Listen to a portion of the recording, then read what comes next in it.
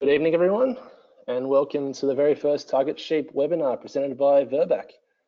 Thank you for joining us this evening. My name's Alex, and I'm the product manager for the sheep parasiticides range at Virbac, and I'll be your moderator for this evening's webinar. Tonight, we have the pleasure of having Dr. Tim Elliott on board to present on drenching considerations during times of drought. Also with us tonight, we have Dr. George Cox, who is a technical services manager from Virbac, who will assist us throughout the evening. Before we get started, a bit of housekeeping. You should be able to hear us, but we can't hear you. If you are having any technical issues, please call or text the number on your screen, and I'll do my best to help you out there as well. If you do have any questions for Tim or George, please type them into the question box provided.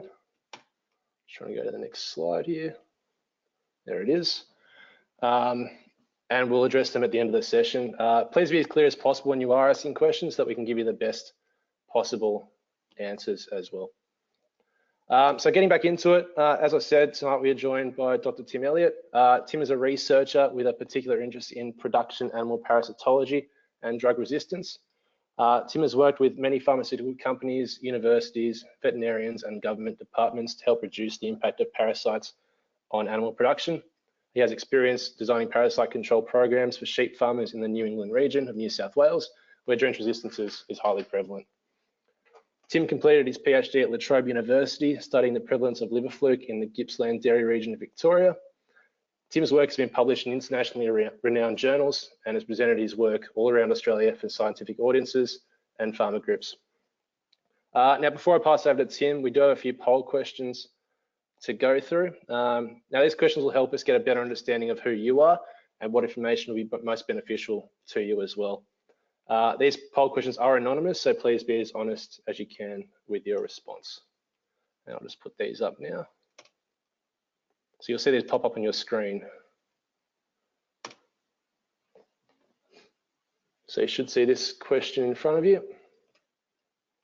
There it is. So the first one's an easy one. No one should get this wrong. And it is, which state are you from? So I'll give you a few seconds to put through your answers there.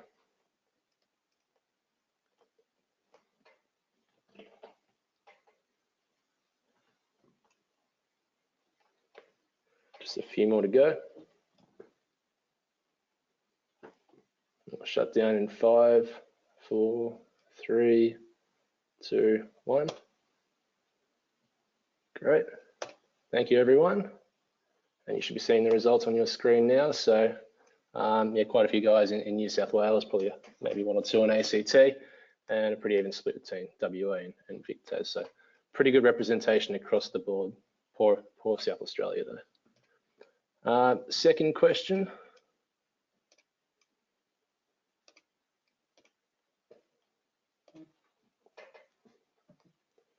So that should be on your screen now. Are you a fat lamb producer or a wool producer?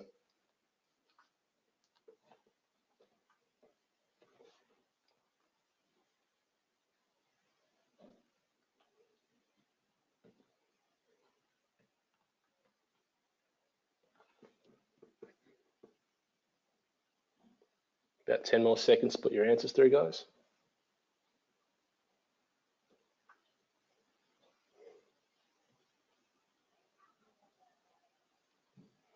I'll shut that down in 5, 4, 3, 2, 1. Thank you very much. And we've got fat lamb and a combination of both coming through there as the predominant answers there.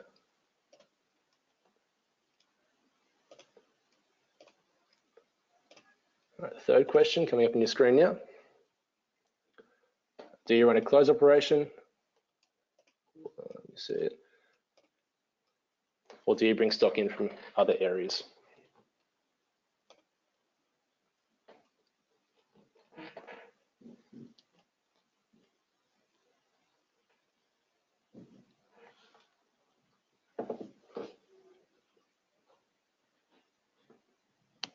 Got 10 more seconds in that one, guys.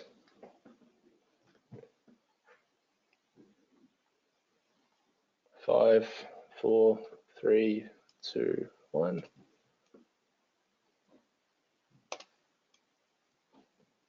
And there we go. So 45% say I bring stock in, and 41% only bring rams in. Only 14% have a completely closed operation. And final question before we get started. When was the last time you conducted an FECRT on your property?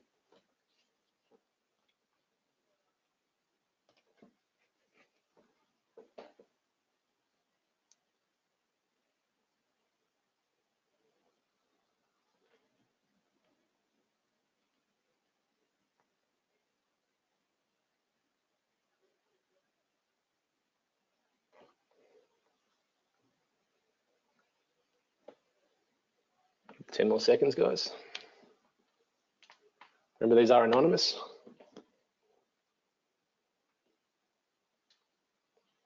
5, 4, 3, 2, 1. We've got a good mix here. So 14% don't know what an FECRT is. 45% have done one in the last year, and 23% have never conducted one. Great. No, thanks for your responses there, guys. I'll now pass over to Tim to begin the webinar.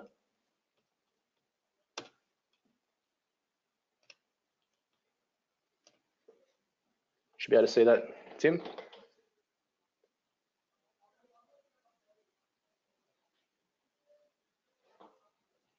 Go for it.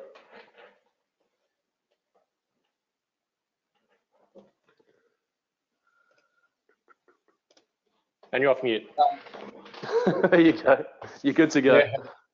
Yeah, yeah, thanks for that, Alex, and thanks everyone for listening in. Straight up a bit of a disclaimer. I am being paid by Virbac to do these types of talks, but I'm not here to promote any sort of Virbac drenches or anything. The only thing I'm really aiming to do with this type of presentation is to make people think a little bit more about what they're doing when they're drenching and why they're drenching, and how we can try and make sure they get the most out of that drench and keep their animal production up. So a little bit of my background. So I was born and raised in Armidale, New South Wales, which is a prime area for sheep and cattle. We had about 1,200 merino ewes, about 100 cattle. During that time, we obviously worked a lot on the farm. And then when I left school, I started working for a contract research organisation.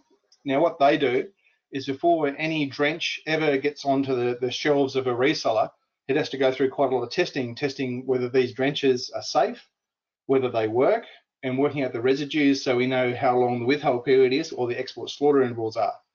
So I started doing quite a bit of work with those guys, and part of that was growing parasites for the testing, because obviously we want to test these new combination drenches and different types of drenches against the worst parasites we can find. So that was part of my role, was maintaining different types of parasites and also maintaining the ones that are relevant for the industry at that point in time, because there's no point testing isolates from worms from 20 years ago. We need to know what's in the field now. So I did that for about 8 years, and then I moved to New Zealand, and the company that I was working for, we set up an operation over there doing the same sort of thing, but for New Zealand situation, which was similar, but a lot more parasitology in cattle and in dairy cattle particularly. I did work a couple of years in New Zealand, then I went to Melbourne and did a PhD in liver fluke at La Trobe University. So I was looking at drench resistance, and the main drug that we've been using for liver fluke now for 30 plus years is triclopyrazole. It's known as Fasinex or Fluke Care, some of the trade names, and we've been using that for about 30 years. It's been a fantastic drug, but we're starting to see problems with it. So I was going into dairy areas in the Gippsland and doing testings, trying to find how much resistance out there, and then I was also doing some population genetics, and then trying to, once we identify that we have these resistant parasites out there, how we can actually manage them and control them. The one thing I did notice that was quite odd to me when I was doing the PhD was that there was 12 students doing PhDs in animal science, and only 2 of us worked with animals. And I thought, oh, that's pretty weird. So we're going to be churning out a lot of animal scientists who don't have a lot of practical skills. That's where I was hoping to sort of do a lot more work in the practical side of it. So you'll see that beautiful liver down the bottom there. I spent a lot of time sitting at abattoirs or pet food abattoirs, chopping bits of livers out of cattle to do a lot of the testing on them.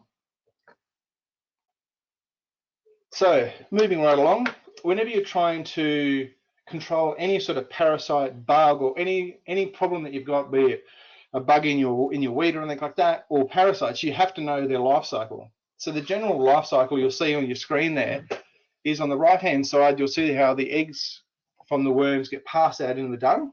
So that's what we do with a lot of the fecal egg count testing. We're testing the eggs in the dung. But in a normal situation, when they get deposited on the pasture, they pop out onto the grass, and then in ideal situations where the temperature is 26 degrees or around that area, high humidity, 70–80% humidity, those eggs hatch and they go through 3 stages of an L1, L2, L3. And they're all, that little worm is just developing, it's eating bacteria inside the fecal pad. And then once it turns into the L3 stage, that's the infective stage. Now, from the time that that's an egg to the infective stage is 7 days in ideal situations, which is nice 26–25 degrees and high humidity. And then that little parasite sits there and waits on a blade of grass, usually in its own little sheath, and then surrounded by moisture. The next sheep comes walking along, grazes that piece of grass, that larva gets ingested, goes back up into the sheep, and then goes into the sheep and then develops into an adult parasite. From the time that it takes that L3 larval stage to be ingested and then go into the animal and become an adult and start laying eggs again, is 21 days. So 3 weeks within the animal and 7 days on the pasture. So you can see within 1 month, you can run through a whole life cycle of a parasite. Now, that's happening all the time in the pasture if the situations are right. And if anyone's ever done fecal egg counts, we know that you can have very high fecal egg counts in animals of in the thousands of eggs per gram. So if you have 1,000 eggs per gram and you have a mob of 1,000 sheep and each sheep's putting out a kilo, you see there's lots of zeros on the number of eggs that are being deposited onto that pasture that are then turning into larvae. So one of the things that around this time of year, and especially with the guys in Western Australia and in Victoria where it's the sort of non-seasonal rainfall, the winter rainfall, is summer drenching. Now, I can never really understand it for quite a few years about this terms of strategic drenching and tactical drenching. And it wasn't until I sort of broke it down into the military sort of side of it, of say World War II, when they were doing strategic bombing or tactical bombing. So strategic bombing is you're trying to bomb the tank factory to stop the tanks getting out, where tactical bombing is the tanks are already out on the battlefield, you're trying to bomb the tank there. And it's the same thing with parasites. Strategic, when we're trying to do a summer drench, is we're trying to knock out all those tanks before the tanks in the factory before they come out. And the reason why we do it in summer, that summer drench, is because the conditions on the pasture are very harsh. When it gets very hot and very dry, the parasites do not like it, and you'll see it in this next slide, is their viability and their development just goes right out the window. So if you can reduce the population on the pasture before they go out, you're going to have less of a problem flowing across into your autumn. Because whatever you have in your spring that gets carried across in your summer, when conditions get better, when your rain comes and the temperature goes down a little bit, makes it ideal for the larvae to hatch, that's when we start getting more. So whatever your contamination is in the spring gets carried across if you don't do your summer drench properly. Now, there was always the big thing with the 2 summer drench program, used to work quite well. The general thinking is now we do a single summer drench at the start of summer, but we don't do a second one unless we monitor. So monitor is when we go get a fecal sample and we do a fecal egg count.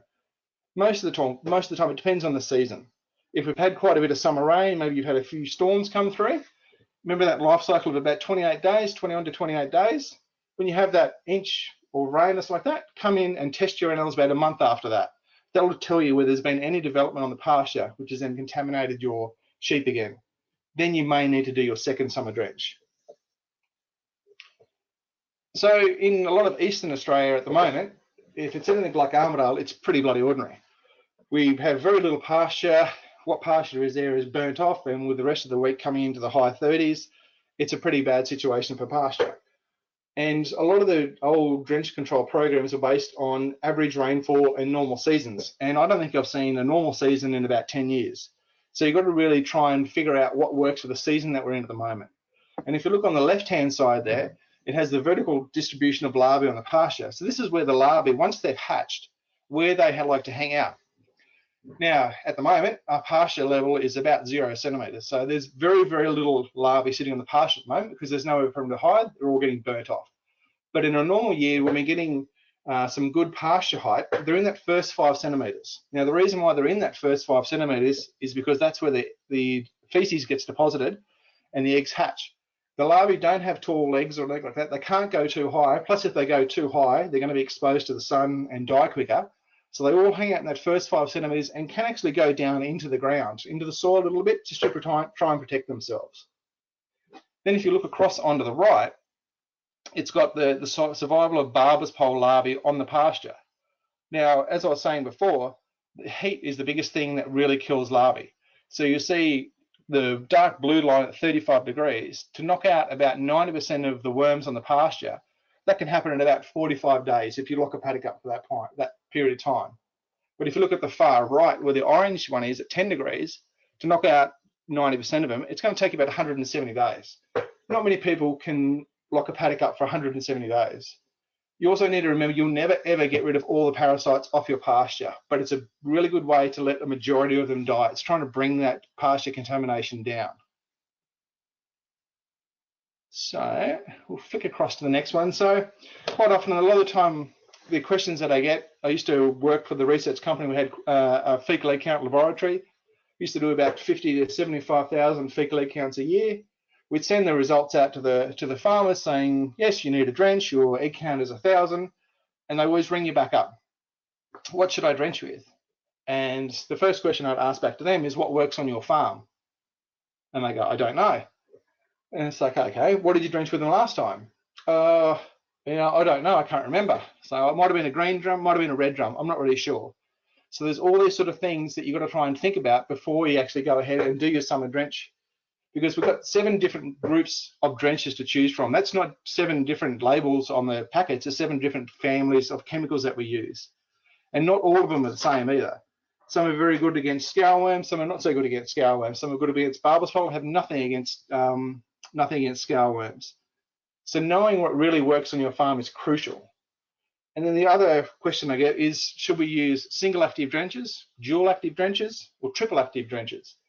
Because 10 years ago, we're always saying rotate around with your single actives. The general rule of thumb now is that we want to use multiple actives. So when you use, say, a triple active drench from 3 different groups of drenches, think of it as you're punching the parasite with one drench, hitting it with another one, and then kicking in the bum with the other one. You're hitting it from 3 different angles because you're trying to really make sure you kill that parasite and make sure it doesn't survive. The other thing you need to know is that your worms on your farm are unique. They're unique to you because you've got your own drenching regime, you've got your own grazing management, your own type of animals, and what works on your farm may not work on your neighbours and vice versa. So every farm is slightly different and can be very different in certain ways. So it's another thing you really need to keep an eye on, because once you know your parasites, no one likes them. They're mongrel things, but you need to know them so you can control them. Georgia, could you tell us a little bit more about which groups would be good and which bad for scaleworms? For scaleworms, yeah. So scaleworms, it's always a bit of a problem because we've got those 7 different drench groups to choose from, but some of those are mainly against barber's pole. So the drenches such as Closantel, which is known by Closicare saponva, is very much a narrow spectrum drench. That has no effect on your scaleworms. So your scaleworms are the small brown stomach worm and the black scaleworm. Naphthallophos, which is your organophosphates, they're like your Polax pole very, very poor efficacy against your scaleworms. And from data back in about 2014, I think it was, a lot of the older drenches like the levamisols and the BZs, so nilworm, barbicins, oxfens, are not very good against your scaleworms anymore. They've been around for a while and they've really started to break down. So not every drench group is the same, and you need to know exactly what type of parasites you're looking for. For your scaleworms, really we've only got your mectins, so your moxidectin, abamectins, and then Durquanta, which is in the new ones with Startect, and Montipanel, which is the Zolvex. They're the main ones we're left with for your scaleworms. Thanks, Tim. So the other thing that people say to me is, oh, well, I've drenched my sheep, they're all fine. But you say, well, how do you know? It's like, because I drenched them. And this is one of the ways that I try and get farmers to think about whether the actually drench worked. So you've gone out, you've had a mob of weaners, you've drenched them, you're happy. But how do you know that drench worked? The only way you can really do it is by doing a fecal egg count about 14 days after you've given that drench. And the reason why we choose 14 days, because remember that life cycle takes, from the time the larva gets ingested, it takes 21 days for it to mature to become another adult parasite. So we don't want to go past that. but we don't want to go too early where we're picking up eggs that from parasites that have been killed. So 10 to 14 days is the sort of the cherry area. I like to say 14 days because it's pretty easy. It's 2 weeks. If you drench on a Friday, in 2 Fridays' time, go get some fecal samples. Grab some fecal samples, send them off to your local lab, and get a count done. Because if it comes back and you've got no eggs, it's a really good thing. It means your drench worked really well. Hopefully you would have done a fecal egg count before to know you had worms. But so you didn't do a fecal egg count before you drench them, and all of a sudden from the lab, you get an egg count of 100. And they ring up and say, what does this mean? And you go, well, it means you haven't wiped out all the parasites. You haven't killed them all. And they say, well, how many have I killed? And it's like, well, if you had a mean egg count of 1,000 eggs per gram on the day you drenched them, then 14 days later you got an egg count of 100, it means your drench was about 90% effective. But if you had an egg count of 100 on the day you drenched them, and you had an egg count of 100 14 days later, it means your efficacy was 0. So it's really important, if you are going to do this, if you can, grab some fecal samples on the day you drench them. One of the things that we really get stung with parasites and with drenching is you can have some animals that look clinically ill. They say they've got barber's pole, you know, it's great symptoms for them. They look lethargic, they've got bottle jaw, they're pale, they fall over. So you go, crikey, I need to get in there and drench them quick. You run in, you drench them. A week later, those sheep look fantastic. They're full of beans again, they've got colour back in their gums, their eyes look good, the bottle jaw is gone. So you're high-fiving and I've done a really good job. But you could have used a drench that was, say, only 70% effective. You still got a clinical response and looking much better. But you could have left 30% of those worms behind. And those 30% of worms are resistant, and now they're spreading them onto your pasture. So the way I sort of think about it is, if you're going to sow a paddock, whether you're going to put in a cereal crop or a pasture crop, so you've come in, you've sprayed it out with 2 litres of Roundup and gone. Sprayed, 3 weeks later you come back and you can see there's still 30% of your grasses still green, looking happy. You'd go, what the hell? That doesn't make sense. The Roundup should have killed everything. And you go back and you say, okay, did I not calibrate my boom spray right? Did I get the calibration wrong? Was I using the wrong water? Was it too hard? Did I not have a wetter? But you look at all these things because you've got a visual sign that you can tell that that did not work. With parasitology and with sheep parasites, we don't have that. By the time you see a drench not working on your farm, it probably means it's below 20% and hasn't been working for a long time. So we can't rely just on the situation that we just see what happens, because it'll always bite us in the bum. Now, the biggest thing we can do when people come to me and they say, oh, can you design a drench control program for me? And the only way you can really do it is by doing an FECRT, which is called a fecal egg count reduction test. And what that is, we go through and you'll test several of your different drenches. So you might have 3 or 4 different drenches, maybe up to 7, depending on how many drenches you normally use. And you select a mob of young sheep. Now, it's very important that you use young sheep. Don't use anything over a year old. Preferably, yeah, weaners are great because you want something that has a very naive immune system, because big fat ewes are quite strong and they can throw an egg count around quite a lot and they can reduce the infection level and the fecal egg count will go down, and it's had nothing to do with the drench. First thing you want to do is make sure that mob of sheep is wormy. So go out, get some fecal samples, send them off to the lab. Usually we say we want an egg count over 300 eggs per gram, ideally 500 to 1,000. We don't want too high. If you've got an egg count of 2,500, those things may start dying very quickly, and we don't want to let that happen because we have to leave some sheep undrenched. So we want a cherry area of about 300 to 1,000 eggs per gram. Now, we go through, we have our different groups of drenches, and we treat 12 animals, because in 14 days later, when we come back to collect our samples, we need 10 different animals from that group. We drench 12 because when you're trying to get the fecal sample manually, sometimes those sheep won't have any feces in there. So you have 2 spare animals there just in case. A lot of people can use spray markers. So they might say, oh, the levamisole is the red group, and they put a spray mark on the head. The valbus will be a blue group.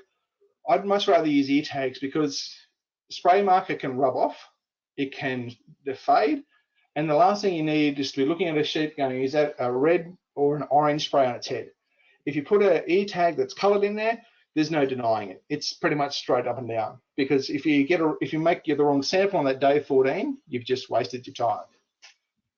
So once again, we come in and we collect the samples 14 days later, because that's that cherry time.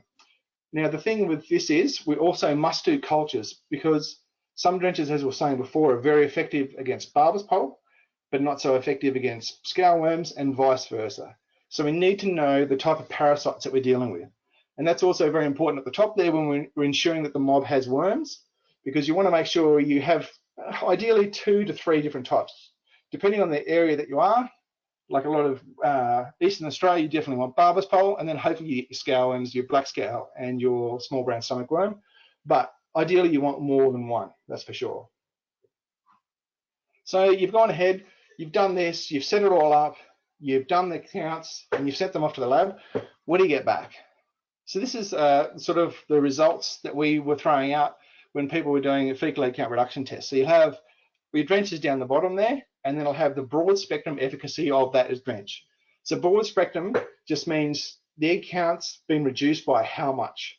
So say 94%, it's knocked the egg count down by 94%. We can't tell whether it's barber's pole or black scale or anything like that, just from the eggs. So this is just straight up, how much did the egg count go down? As you'll see here, Clasanal was not too bad. Ideally, we want to get efficacy above 95%, preferably 98% would be better or above. The more we knock out, the better it is. So looking at this, we've basically only got 2 drenches here. They're about at 100%. So the Clasanal, which is a narrow spectrum drench, is quite good. This is obviously a barber's pole dominant farm. But then we look down here, the ivermectin's having quite a few issues, only sitting at 46%, 81% for Sidectin, and our BZ's having a few issues as well. So that's the sort of broad spectrum efficacy that we get. And then we can roll across and we can break it down by the larvae that's in there. What larvae survived? So this one, the barber's pole, as you can see, it's pretty similar because it was a barber's pole dominant farm. Clasanal still working okay. Levamisole really good. The mectins having a few issues. BZ's combinations of the tridectin working quite well. So once again, the Homunculus really resistant to the mectins, but by the time we roll across and look at the black scale worm, you'll see that Levamisole is still actually not too bad, not as good as what it was against your barber's pole, but all of a sudden our mectins are working really well. And that's because the mectins are a lot stronger drug against black scale. And if you look across there to the left, the Clasanal side of it, the reason why Clasanal is 0 is because it has 0 effect on black scale. It's not a black scale drench. It is purely barber's pole and liver fluke. Then we roll across. This is all on the same farm. And you'll see for the small brown stomach worm, Osteotargia, pretty much everything works against it. So on the same farm with 3 different parasites, we're getting 3 different results. So that's why it's very, very important that whenever you put the time and effort into doing a fecal egg count reduction test, you must get cultures done, because basing it just on egg count alone can be very dangerous, because obviously here with the scale worms, quite a lot of their drenches work, but against barber's pole, they're running into quite a few issues. So this was one that we also did, and this is when you have severe resistance. This is severe mectin resistance. You'll see here that Sidectin, so Moxidectin, was actually negative. The egg count went up after we drenched the animals. With Levamisole was only half effective. This was mainly a barber's pole dominant farm, but you'll see whenever we put stuff in combinations, we actually get better results. And that's why we're recommending combinations much more now, because these ones have got, that's got a mectin in it, that's got a mectin in it, and this has got a mectin in it. But this one's have a bit different here with the StarTech because it's got such bad resistance to mectins. The ivermectin is not really performing in the StarTech drug, and it's relying on the Derquantal to get the efficacy. Derquantal can be a funny drug. It's only a sort of a mid-spectrum at best. So that's where we run into a few issues with severe resistance to mectins. But you see this farm does have other options, but we just need to be made aware of what those options are. So the other thing that we've seen happen around with drought is the liver fluke cycle. Now, if you've got guys in here from Western Australia, you're pretty lucky that you don't have liver fluke. But liver fluke has been one of the banes of existence for sheep farmers for years, and also for cattle farmers, because this one little parasite sitting up here that hangs out in the liver can lay up to 50,000 eggs a day. So it's a dead set laying machine. It's also a hermaphrodite, so it doesn't matter whether it's male or female, everyone lays eggs. But what we've seen is this whole life cycle has to go through a swamp, because it has to go through a snail. It's an aquatic snail. This is actually the European one, the Galvia, but always goes through these snails that live in swamps, gullies, creeks, anything with slow moving water, And these are only little snails. They're about the size of a match head, quite small. And when these eggs get laid, the same way that they get laid out from in the feces as with a normal worm, if they get deposited in the water where these snails are, they hatch out, they infect the snail, they can multiply within the snail, and then these little tadpole-like things come out and they form cysts. And when these cysts sit there and they wait for the next sheep, cow to come along and to pick up that cyst, and then the whole life cycle starts again. The big problem with this guy is it takes about 6 or 8 weeks before we can detect it from a fecal egg count, because it takes quite a while. It's migrating through the liver. When it's migrating, it's doing a lot of damage. If you've ever seen a liver full of liver fluke, it's quite dramatic, and it does kill a lot of stock, and it can kill them very, very quickly. Now, with a drought situation, a lot of people think, oh, there's a drought, there's less liver fluke around because the swamps are all drying up, the gullies are getting smaller. But we've actually seen an increase in the amount of liver fluke because the animals are going down into those areas and they're chasing the green pick because there hasn't been any decent rain, so that's where the animals head. So you're getting a higher concentration of those animals grazing in that area, and all of a sudden they're coming up and they're getting really hit hard by liver fluke. It's a bit of a double-edged sword. They're going down there because that's where the green pick is. They're probably nutritionally stressed, which makes them more susceptible to getting liver fluke, and around we go again. And the clinical signs that we see from this are pretty much identical to barber's pole. So people think, oh my God, it's barber's pole, when actually it can be liver fluke. The other interesting fact with this guy is this is the same parasite that goes through sheep, cattle, goats, anything like that, anything with a liver. Even humans can get the liver fluke. They reckon there's between, I think it's 1.7 and 18 million people in the world infected with liver flukes. They're a non-discriminatory parasite. As I was saying at the start, my work was doing in the PhD was doing checking for drench resistance, and unfortunately this guy is getting quite resistant to drenches, and we're running into real issues. And if you have got liver fluke on your farm, please be very cautious of it, and especially if you're running sheep, because we've got very limited types of drenches that we can use to control liver fluke.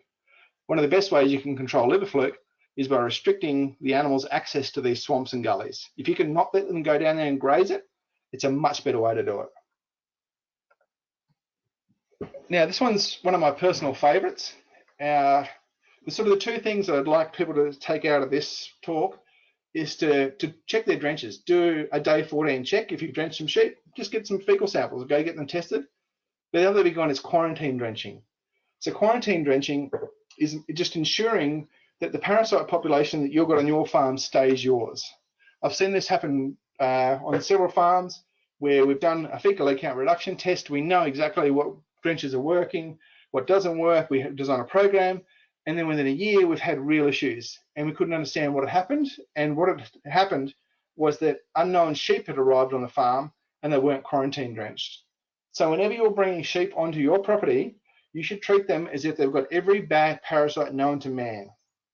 So the general protocol for whenever sheep arrive on your farm, because if you ever want to have resistance arrive on your farm, this is the best way to do it. Resistance can arrive on your farm within 1 day from that guy in the blue singlet who's backing up the truck, where normally if you're a closed herd and you drench, it takes years for that parasite to become resistant to pass on those genes, but that truck can do it in 1 day. So whenever sheep turn up on your farm, you unload them. If they're healthy, they haven't been traveling too long, they're not stressed, you need to run them up the race and you need to drench them with at least 4 different actives. We say 4, preferably 5, because you want to make sure you knock pretty much every single parasite out of there. You want to hit them very, very hard. Then we leave those sheep in the yards for 1 to 3 days. The reason why we leave them in there is because we want any eggs that have been laid by the parasites before we've drenched them to be passed out in that yard, preferably on dirt, so that it has less chance of them developing. After we've done that, obviously you're going to give them feed and water when they're still sitting in the yards. Then you put them into a dirty paddock. Now what a dirty paddock is a paddock that's been grazing your animals with your parasites, preferably some young stock that you know have got some worms in them. So that means it's got your larvae sitting on that paddock. So then these new sheep come out, they start grazing that paddock and they pick up your larvae. So if there is anything left over, those really, really bad parasites that have been left over from the drench, if there is any, get diluted out with your worms. So once again, you only get left with your worms. The other big thing is, and do a check 14 days after, because if you've drenched these animals with 4 different drench groups, and then 14 days after you've drenched them, you've still got worms in that feces, you got some pretty serious issues going on, and you need to bring those sheep back in and drench them. And you need to drench them with something different. If you're bringing animals in that are coming from a fluke area, are you going to worry about fluke? I'd be worrying about fluke, especially in these conditions when we know animals have been grazing there. You need to take that into consideration. What about lice? If you're bringing in anything, especially merinos, anything with, say, 8, 9, 10 months wool on it, I'd be putting it into the shearing shed, knocking the fleece off it pretty quick, and also putting a backliner on them, because it's the best way to get lice. It's always easy to blame the neighbour, but it's even easier to blame the truck that drops them off. So the future of drenching is always going to be a hard one. And the way I've sort of been thinking about it is, if you've got a situation where, say you've got a mob of lambing ewes and you're getting really hit hard by foxes, they're going out there, they're knocking all your lambs off, or if it's even worse, if you're getting wild dogs coming in, you know you've got a problem. Okay, so you're going to go, okay, I'm going to go out there and I'm going to shoot the foxes or the wild dogs. You're not going to go out there with a single shot 22 using subsonic ammunition and go out there and try and shoot them, because you know if you do hit them, you're probably not going to do a very good job, and all you're going to do is spook them and make the situation even harder later on. Think of drenching the same way. There's no point going out there with an ineffective drench and drenching those animals, because all you're doing is you're making the parasites more resistant. You're not getting a production benefit back from that drench, because a drench is not a cost. A drench is an investment. You want to drench those animals with, say, a drench that's 50 cents, so you can get back production of $2, $3, $4. That's the whole point. We don't drench because it's fun. We want to keep those animals healthy so that we can make sure we get the production benefit back off them. The other thing you need to think about is, if the only way you're controlling worms is by drenching, you're going to run into some pretty big issues, because nothing is ever just straight up and down. Farming by itself is a multifaceted. It's never just one thing. You don't just have a problem with pasture or anything like that. It all relates back to itself. Nutrition is probably one of the best ways you can control parasites, because if you have an animal that is getting all its nutritional requirements met, it'll fight off an infection from parasites much better than an animal that is under stress. So nutrition is crucial for it. One of the other things you really need to think about is grazing management, because if you can try and lock up paddocks, like we were saying before, most of those parasites live within that first 5 centimetres. If you can let that sward of grass grow higher, it's doing two things. When the animals come back in, they're grazing higher up, so they're getting out of the area where the parasite's going to be, but it's also allowing that grass to put down bigger roots, which makes it a healthier plant, so it will recover from the grazing a lot quicker. Co-grazing is another really good way to do it, and pretty simple. The best animal to co-graze is a cattle. Cows are the best way to do it, because they can act like a vacuum cleaner. They'll pick up sheep parasites, and they won't develop, and they get passed out the back. The big problem that I can really see coming is there's no new drench actives coming out. What we've got now is pretty much what we've got. And there's nothing else. We're using combinations now to try and keep everything effective, but there's no new drench actives coming out. Drenches are very, very, very dear to try and find, test, make, and sell. And it's not a good situation for large pharmaceutical companies to do that, because it's hard to get a return on investment. So that's why these sort of things, trying to get people to think about their grazing management, their parasite management a little bit more, because we've got to try and maintain what we've got. Other options that we've got in regards to parasite control, if you come from a barber's foal area, is a thing called Barbavax, which is a vaccine specifically designed for barber's foal. Now, it's a vaccine, but it's not a 5-in-1 vaccine, and against barber's foal, but it's not a drench. It's a sort of mix of the two. So you have to do 5 or 6 shots during the year, during the peak barber's foal season, but you also need to incorporate effective drenches along the way. Seen some fantastic results with it. Guys that have been using it since it came out about 5 or 6 years ago, I think now, have had superb results. When it's done well, you've got to follow the regime very, very strictly. It is a fantastic product. The other one out there is Biowormer. That's a fungi that you can feed to the animal. It's passed out into the feces, and when that parasite tries to hatch and form that larvae, this fungi attacks the worm in there and kills it. So you're actually killing the worm sitting on the pasture, and it doesn't even matter. You don't have to wait for them to die naturally. They get killed by this fungi, and it's a fantastic way of doing it. The fungi needs to be fed to them all the time, so it's got to work in the right situation. But it's something that it's always just trying to think of a different way you can try and control them in a different fashion that's not just a drench. One of the other things we should really try and do is talk more about it. It's quite funny because when farmers have a problem with their soil nutrition or their pasture, and they go talk to an agronomist. If you have a problem with tax or anything like that, you go talk to the accountant. But very few farmers talk to people about parasites. And I think we should be talking about it more because they're very common. And that's what makes them bloody hard, because they're so common, everyone sort of goes, oh, rightio, we'll just deal with it. But keep talking to your store, to your advisors, to your reps, to your vets, because the situation is always changing. So we've got to make sure that we stay on top of it. And the only way we can do it is by getting more information out there and trying to get people to really think about it. So what's been happening for the last couple of months, I've been cruising around Eastern Australia, having a few chats like this, talking about parasites to farmers. And one of the things, I've been getting some different questions along the way, and I thought I'd throw some of those up now. So one I get quite often is, so they've done a fecal count reduction test, they've got a bad resistance to, say, BZs, an albendazole-based drench. They say, if I don't use that for 4 or 5 years, at the end of that 4 or 5 years, can I start using that drench again? And the answer is yes, but not very often, because you might have, when you did your fecal count reduction test, it may have an efficacy of 70%. You don't use it for a couple of years, and then all of a sudden you use it again, it might be up 90, 95%. But you only get 1 or 2 shots at that high efficacy, and then it'll drop straight back down again. That resistance gene will always be there in that parasite population. The other one I get is, why do I need to do a fecal egg count reduction test every 2 to 3 years? And the reason why that is because the parasites change. They develop resistance very, very quickly. Like we were saying, how they can reproduce, the whole life cycle can happen every 28 days, and that's happening 7 days a week if it's conditions are good on the pasture. The parasites change, the more we drench, the more we select. So there's always going to be change, and it happens, can be quite dramatic, that change within 2 or 3 years. Now, another one that really sort of gets people thinking, because we've been saying for so long to use single active drenches and then to rotate them, and now we're saying use combinations, throw everything you got at them and hit them hard. And then, well, if anything survives when we give them a 2, 3, 4-way combination, it's going to be a really, really bad worm. And it's like, well, yes, but there's going to be very, very few of them.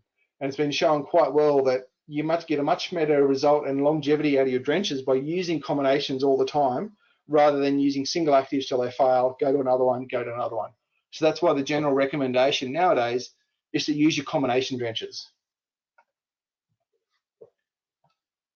Now, if I can get to the next slide.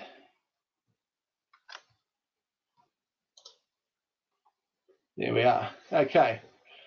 The other one that I get quite a lot is, because in a normal season, you know, up to 90% of the worms are going to be sitting in your pasture, not in your sheep. So people go, well, you know, I spray for red-legged earth mite, I spray for snails like out there, I spray for other stuff. Can I kill those parasites on the pasture? The answer is no, because when there are larvae sitting on that pasture, they're in their own little sheath. They're not eating, they're not drinking, they're not doing anything. They're not absorbing anything, and you can't really get a chemical through it. If you were to get a chemical through it, the chemical would have to be that bloody harsh.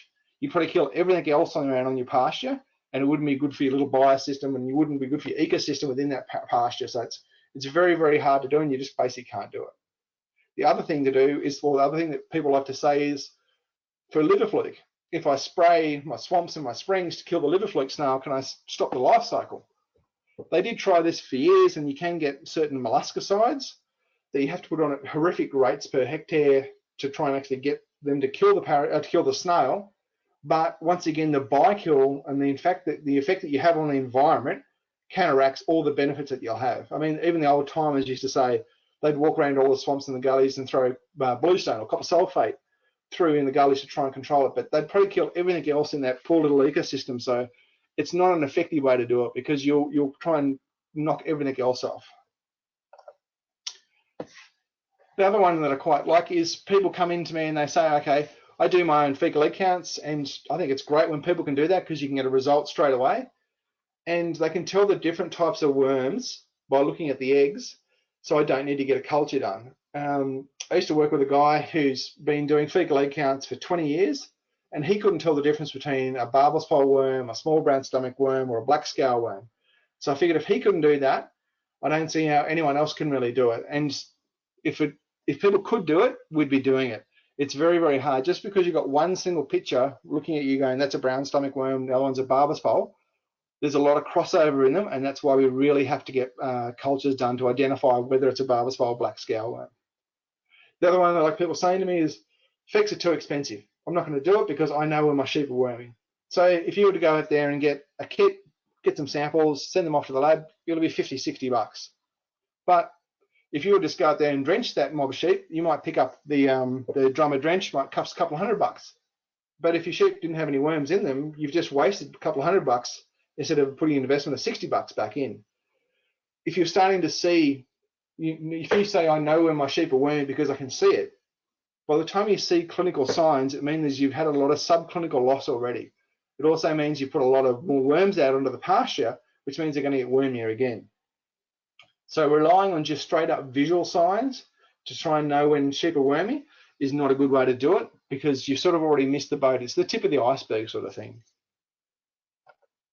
So that pretty much wraps up me for this talk. So the main sort of things I'd really like people to think about is, whenever you're doing any sort of drenching, is just to make sure, why you're drenching, do you need to be drenching, and is that drench that you're going to be using, is it effective? And don't just base your decision for selecting a drench on price alone, because the most expensive drench is the one that doesn't work.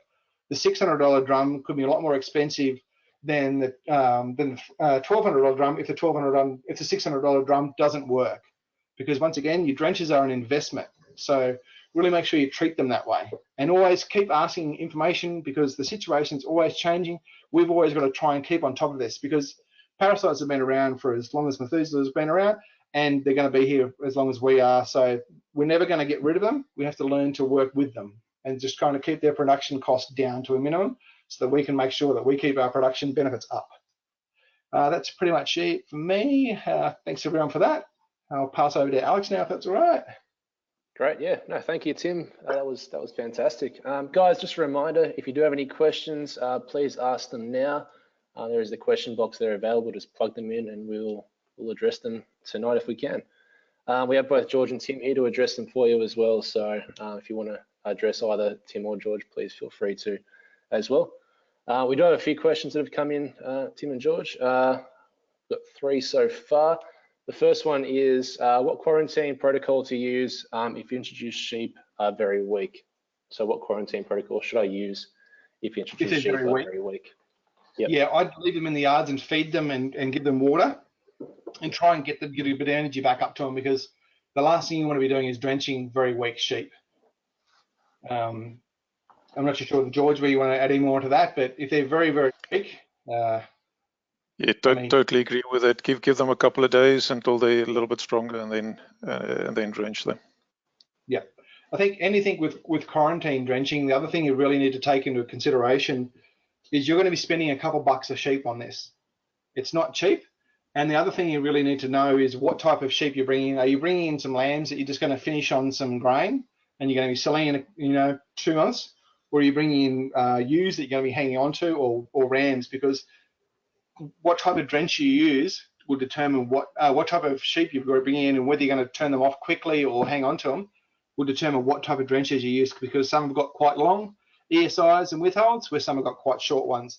And whenever you're doing one of these quarantine drenches, one of the drenches that you're giving must be one of the new products, one of the Dissolve Extra Startex, definitely.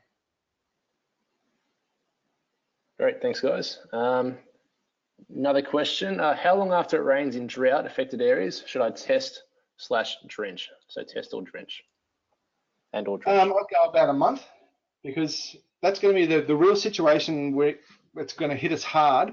Is at the moment we've got bugger all pasture. It's bloody short. So say the drought breaks tomorrow. We start getting 2 inches of rain every week for the next 4 weeks. It's going to be fantastic. But all of a sudden we've got all this pasture coming up that's going to be very, very short and very, very green, and that's what the animals are going to be chasing. So I'd be checking 28 days after that, because of that whole life cycle, enough time for those parasites to develop and then go on and then start laying eggs again. but also would be very worried that they'll pick up a lot more larvae quicker because they're probably nutritionally stressed. Under drought situations, it's not a good time to be a sheep or a cow because you're not getting all the nutrition requirements that you need. So it's going to be a bit of a perfect storm. And when this drought finally does break, we're going to get hit very bad by parasites when we get 2 seasons running together. So we have a good spring or a good winter, good spring, maybe a bit of a hot summer, and then a good autumn. And that's when we're going to have a real parasite hit come across because we're not going to get the attrition on the pasture of what we has been getting in these really rough times. So that's what we've got to really worry about. If we start getting hit really bad by parasites and flies, it means you're having a good year. Because when you're having those problems, it means you've got grass growing. So whenever you've got grass growing, you've got parasites growing as well. Great, thanks, Tim. And the next question is, it's about cattle. I'm not sure why that's in here or how that got in here, but is an FECRT done the same way in cattle as it is in sheep? Yep, same way. The only thing with cattle is ideally you'd not use pour-on drenches. We'd want to use oral drenches or injectables because there is the risk of contamination between other animals. When you put a pour on, they can lick each other off, they can rub up against it. So definitely use injectables or orals. And also you have to reduce the egg count that you want to use because cattle never really get high egg counts to begin with. It's not that the parasites don't lay many eggs, it's just the pure dilution in the amount of feces that comes out. You may have a 50 kilo ewe, you may put out 1.5 kilos of feces a day, but a 250 kilo animal may put out 10 kilos of feces a day. So it's diluted out. So when you do that sort of stuff for testing a drench resistance, doing a drench resistance test in cattle, you have to bring down that threshold. So I'd be going, ideally you wouldn't go below 100 eggs per gram, but you probably will because it can be hard, especially in areas where it's mainly Ostatagia dominant, to get a good egg count. All right, great. Thanks, Tim. The questions are starting to come through pretty fast now. Next one is, if you're using a combo and one of the actives is Closantel, if the main reason you are drenching is for scaleworm, will your resistance to Closantel potentially increase for Barber's pole worm? George, do you want to do this one? Yeah, Closantel in combinations is always a difficult one. Often we see that Closantel on its own performs better than Closantel in a formulation. Whether you'll select for resistance against or Barber's pole resistance by using the Closantel, yes, every time you drench, you expose the population and you will select for those resistant individuals.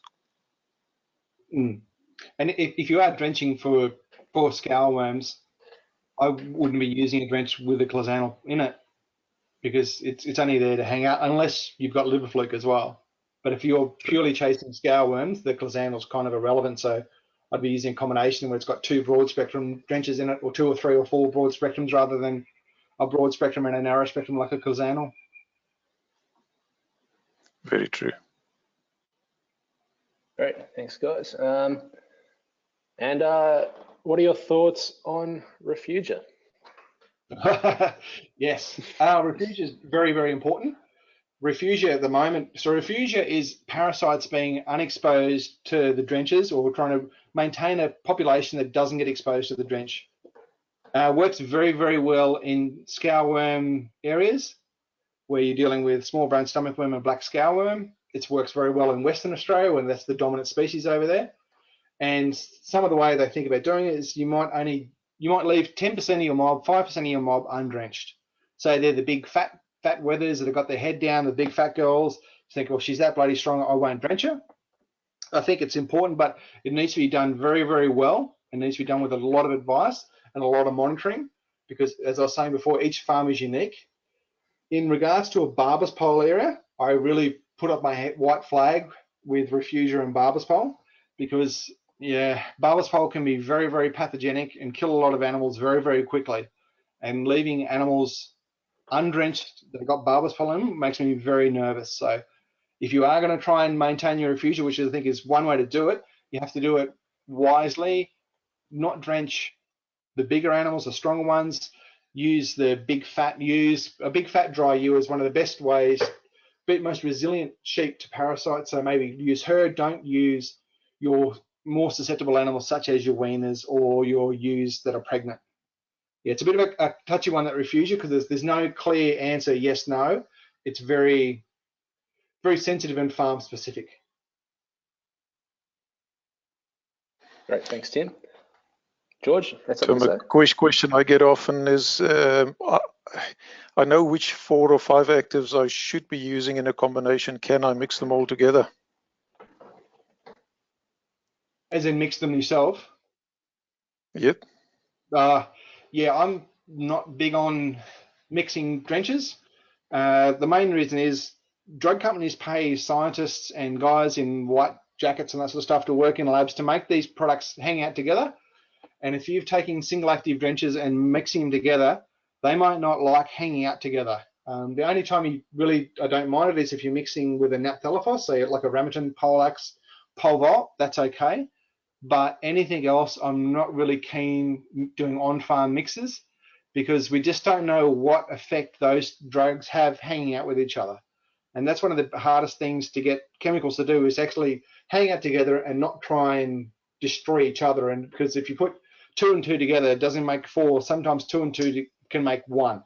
So be very, very careful if you're doing any on-farm mixing. I'd rather see people walk up and down the race 3 or 4 times with single active drenches, or with the separate drenches, then mix it all in one big bucket and walk up and down the race once.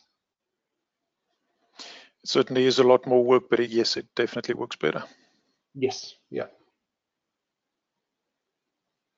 Okay, we have a long question here. It's up to you guys. We might address this off air, but I'll leave it. I'll put it out there anyway. We onboard all sheep coming in with a multi-acting drench. We drench ewes about 30 days ahead of lambing, pre and post FEC. We drench lambs at about 14 weeks pre and post FEC. We don't summer drench mature ewes. We drench with trio drenches generally, but have used Zovix Plus.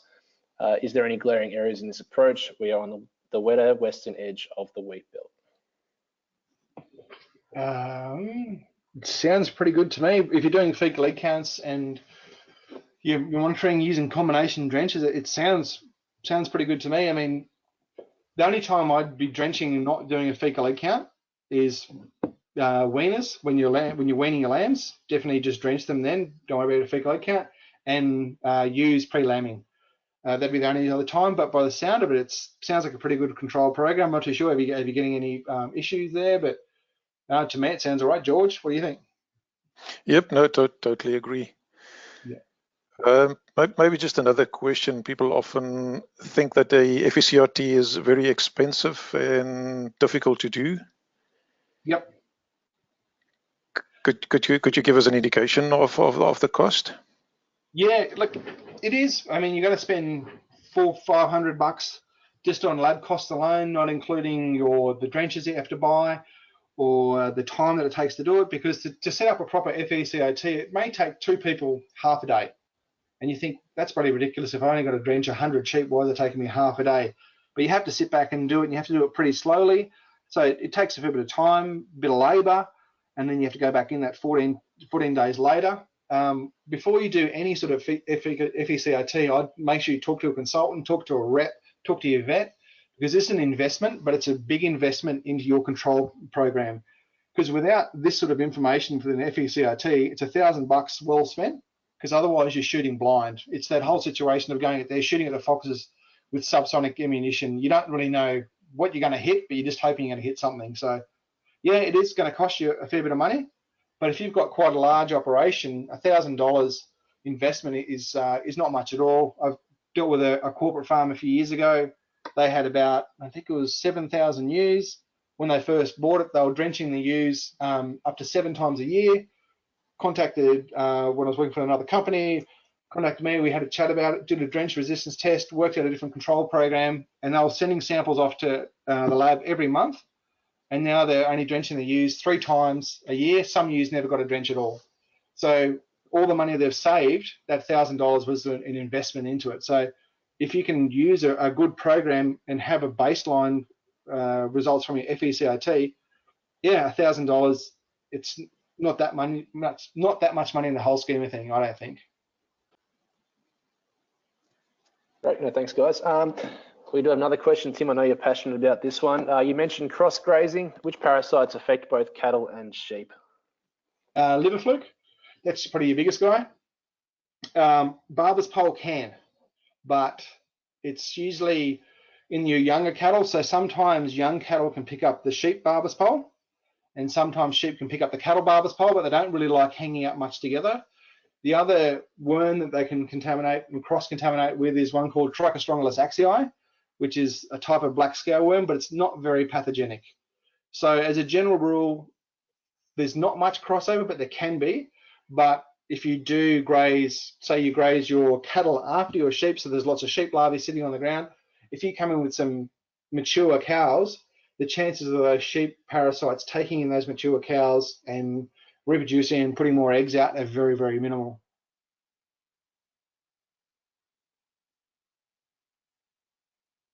Great, thanks, Tim. How often should I run an FECRT?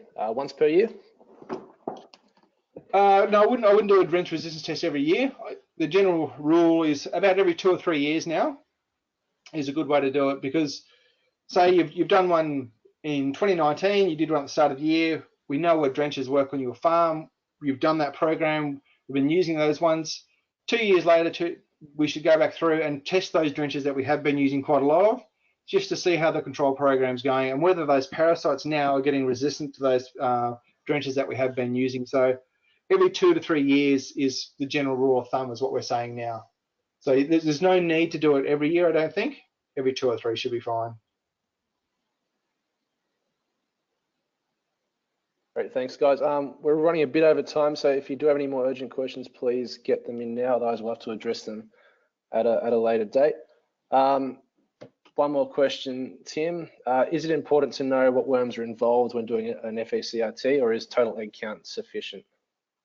No, you really need to know what type of worms you're dealing with, which is where that culture becomes very, very important. Because how we're saying, some drenches are very good against barber's pole, but not so good against black scour worm or small brown stomach worm. So whenever you're doing this sort of testing, I'd be very, very keen to know what type of worms you're dealing with, because just going on fecal egg count alone can be kind of dangerous, because the population of parasites, depending on the season, the temperature, the animals you're grazing, can vary during time. So we need to know what parasites you're dealing with at what time of year. So I'd want to know what type of larvae are in there, what species are in those animals when we do a fecal egg count reduction test. Great, no, thanks, Tim. I will end the question section there. Just trying to show my screen really quickly. Hopefully you can see that. Guys, quick note, we do have an upcoming webinar being held tomorrow at 12 p.m. with Dr. Paula Gonzalez Rivers. Paula is a veterinarian and nutritionist, and we'll be talking about how trace minerals can help improve livestock productivity. She'll cover areas relevant to Australian beef, dairy, and sheep producers. So if you are interested in attending this webinar, please go to the webinars page on the Virbac Australia website. There is a link there on your screen now if you want to take a quick screenshot of that. Now, if you are interested in reaching out to one of our Virbac representatives, we are all around the country, so you can Google Virbac Oz Rep Finder, and that should pop up in your Google there as well. But other than that, thank you all for attending today. We hope you got a lot out of this session. Thank you, Tim, for your time. It was a really great session. A survey will pop up following this webinar, guys. If you could let us know any feedback you may have, that would be great. But other than that, I'll leave it there, and thank you, everyone, and have a great week. Yes, excellent. Thanks for that.